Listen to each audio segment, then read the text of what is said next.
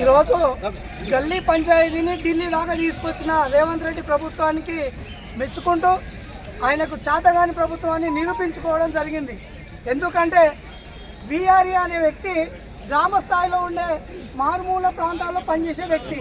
ఈ మారుమూల ప్రాంతాల్లో గల్లీలో పనిచేసే వ్యక్తిని ఒక సమస్య ఏదైతే ఉందో బీఆర్ఏల వారసులకు ఇచ్చే ముఖ్యమంత్రి పీఠం ఎక్కినావు, ఆయన టెంట్ కింద నుంచి ముఖ్యమంత్రి పీఠం ఎక్కిపోయినావు కదా, మరి ఛాయ తాగి కింద పెట్టినంత టైంలో ఈ సమస్య పరిష్కరిస్తాను ఆయన చెప్పినావు కదా. ఆయన నీవే కదా ముఖ్యమంత్రి గారికి లేఖ రాసింది. పీసీసీగా ఉన్నప్పుడు రాసిన లేఖకు అర్థం లేదా? అంటే ఇదంతా దొంగ లెక్కలా మీవి? ఈ దొంగ రాతలు దొంగ మాటలు చెప్తున్నారా? ఇవి దొంగ మాటలు కావంటే తక్షణమే ఏ షరతు లేకుండా బీఆర్ఏలు ఎవరైతే 3797 మంది మిగిలిపోయినారో తెలంగాణ రాష్ట్రంలో ఉన్న వాళ్లకు తక్షణమే ఆర్డర్ కాపీలు ఇవ్వాల్సిందే, ఏ షరతు లేకుండా. 30 నెలలు అవుతుంది, 2.5 సంవత్సరాలు గడిచిపోయింది నీ పాలన వచ్చి. ఇంకెప్పుడు ఇస్తావు? ఇంకిస్తా ఇస్తా ఇస్తా అంటాడు. ఎప్పుడు ఇస్తావా? 3700 మందిలో 567 మంది చనిపోయిన బీఆర్ఏలు. నాలాంటి కుటుంబంలో ఉన్న బీఆర్ఏ వారసులు 32 మంది చనిపోయారు. వీళ్ళు ఎందుకు చనిపోయినాయి అంటే నీ నో అబ్జెక్షన్ సర్టిఫికేట్కు అప్పులు చేసారు. వీళ్ళు భూములు అమ్ముకున్నారు, భూములు దానం చేసుకున్నారు అనామలకు. ఈ వ్యవస్థలో ఈ క్రమంలో వాళ్ళు సర్వం కోల్పోయి ఈరోజు రోడ్డు మీద పిచ్చాలకు వచ్చి గల్లీ పంచాయతీని ఢిల్లీకి తీసుకురావాల్సిన కర్మ వచ్చింది. నీకు ఒక్కడే చెప్తున్నా, రేవంత్ రెడ్డి గారు, మీ యొక్క పీఠాలు మీ యొక్క కుర్చీలను నిర్ణయించేది అధిష్టానం. మీ అధిష్టానం ఢిల్లీలో ఉంది. రాహుల్ గాంధీ గారు చెప్పింది మాట ఏదైతే ఉందో, మల్లికార్జున ఖర్గే గారు చెప్పిన మాట ఏదైతే ఉందో దానికి మేము కట్టుబడి ఉన్నాం. ఆ కట్టుబడి ఉండే మిమ్మల్ని గెలిపించినాం. మీరు కట్టుబడి ఉండండి, మీ యొక్క సీటును మీరు పదిలంగా ఉంచుకోండి. లేదంటే నెక్స్ట్ ఏఐసిసి కార్యాలయం గేట్లు బద్దలు కొడతాం అనేది ఈ ఢిల్లీ వేదికగా హెచ్చరిస్తున్నాం. తక్షణమే ఏ షరతు లేకుండా 3700 కుటుంబాలకు ఉద్యోగ నియామకాలు ఇచ్చి మమ్మల్ని అందరినీ ఆదుకోవాలని కోరుతున్నాం. ఒక్కసారి మీరు ఉద్యోగాలు ఇచ్చి చూడండి, మిమ్మల్ని మరోసారి గెలిపించడానికి మా వంతుగా మేము ప్రయత్నం చేస్తామని ఈ ఢిల్లీ వేదికగా తెలంగాణ రాష్ట్ర ప్రభుత్వానికి తెలియజేస్తూ ముగిస్తున్నాం. జిల్లాని పునర్వేసుకునేది నీకు సిగ్గుసేన ఏమైనా ఉందా? నార్కన్ జిల్లాలో నువ్వు ఎందుకు పుట్టినావు అనేది సిగ్గుపడుతున్నా. నేను నార్కన్ జిల్లా బిడ్డగా చెప్తున్నా. కుండల సంఘటనని ఒక 100 పసికందుని తొక్కి చంపిన నీ యొక్క రెడ్డి కులాలన్నీ కాపాడుకుంటున్నావు. అదేవిధంగా బీఆర్ కుటుంబంలో 3797 మంది కుటుంబంలో ఏ ఒక్క రెడ్డి కులం లేనందుకు కానీ ఒక ఉద్యోగాలను నాకు ఇవ్వకపోవడానికి కారణం అది మేము పారదర్శకంగా బయటికి అనౌన్స్మెంట్ చేయాలి.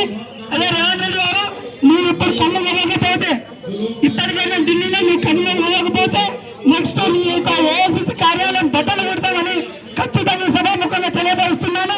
అంతేకాకుండా మీరు మీ యొక్క సీఎం ఎక్కువైనా జూబ్లీస్ లోనే నీ ఇంటి నుంచి 2 సార్లు ముట్టడించినాం.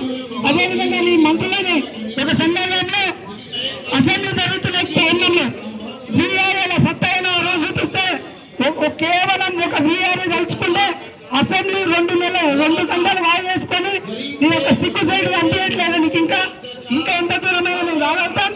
అవసరమైతే పార్లమెంట్ లో మా బీసీ టైగర్ రాకృష్ణ నోటుతోన మా యొక్క వీఆర్ఏల సమస్యల పైన తలవెత్తి నీ యొక్క ఎవరైతే అధిష్టానం ఉన్నారో నీ ఎంపీ ఎవరైతే చూసుకొని వినియోగిస్తున్నారో ఆ పార్లమెంట్ లోనే నీ యొక్క ఇచ్చ తీసి నేను మీ యొక్క పీడ నుంచి దింపడే తరుణం అతి త్వరలోనే ఉందని తెలియపరుస్తున్నాను.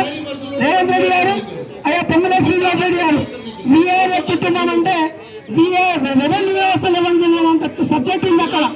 ఆ కుటుంబంలో ఎవరి భూమి ఎక్కడ ఉందో, ఎవరి హక్కు ఎక్కడ ఉందని తెలిసిన ఏకైక వ్యక్తి వీఆర్ఏ.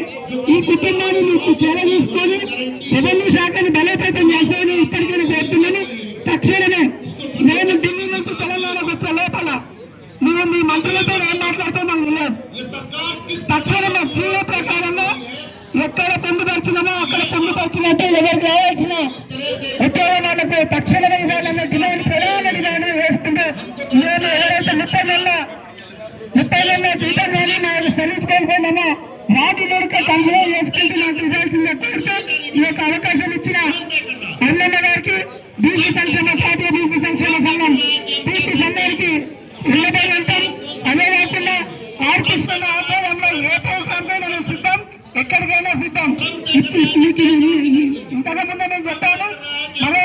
చెప్తున్నాం, నీవు తగ్గకపోతే జీవో ఉంది, సర్క్యులర్ ఉంది, ఫైనాన్స్ అప్రూవల్ ఉన్నాయి, ఫైనాన్స్ బడ్జెట్ ఉంది. నీవు ఇవ్వాల్సింది ఒక సర్క్యులర్ మాత్రమే. ఆ యొక్క సర్క్యులర్ నీ ఉద్యోగ నియామకాలు ఇచ్చి చేస్తే నీ పని అయిపోతుంది. లేదా నీ పనిపీఠాన్ని కింద దించి నిన్ను బీఆర్ఈ చేంజ్ చేసే రోజు దగ్గరలో ఉందని తెలియపరుస్తూ తక్షణమే ఈ యొక్క ఢిల్లీలో ఉన్న ఈ కార్యక్రమానికన్నా స్పందిస్తారని కోరుకుంటూ, స్పందిస్తూ 3,797 మంది కుటుంబాలకు న్యాయం చేసి ఉద్యోగ నియామకాలు ఇస్తామని కోరుకుంటూ ఈ యొక్క ఉపన్యాసాన్ని ముగిస్తున్నాం. Thank you.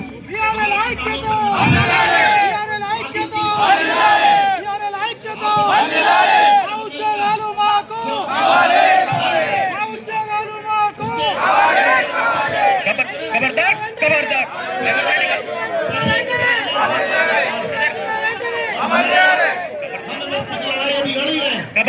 खबरदार खबरदार खबरदार खबरदार खबरदार खबरदार खबरदार वीआर ऐक्यता